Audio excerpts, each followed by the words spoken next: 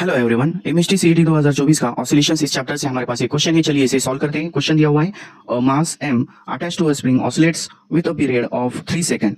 If the mass is increase by 0.6 kg, the period increases by 3 second, the initial mass m is equal to. मतलब इस case के अंदर initial mass m1 की value m consider करनी है, उसके बाद में मास m2 कितना लेना है, उसके अंदर increase by 0.6 kg। So initial mass जो होगा उसमें 0.6 kg ऐड करना है। उसके बाद में इनिशियल टाइम पीरियड दिया हुआ है 3 सेकंड, t1 की वैल्यू यहाँ पर 3 सेकंड लेनी है। और उसके बाद में जो सेकंड टाइम पीरियड वो कितना है, increases by 3 second. That means t2 की वैल्यू 3 + 3 6 हो जाएगा, 6 सेकंड। सो यहाँ पर t और m के बीच में रिलेशन फाइंड आउट करना है। t का फॉर्मूला क्या होता है, t इज इक्वल टू 2π/ω होता है। ओमेगा स्प्रिंग कांस्टेंट या फोर्स कांस्टेंट की वैल्यू कितनी होती है, √k/m।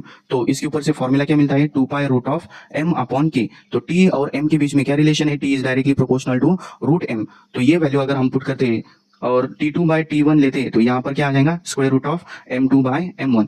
t2 की वैल्यू 6, t1 की value 3 is equal to √m2 m plus 0.6 divided by m। उसके बाद में यहाँ पर 3 से डिवाइड करने के बाद 2 आ जाएगा, स्क्वायर करने के बाद में 4 हो गया। 4 is equal to m plus 0.6 divided by m।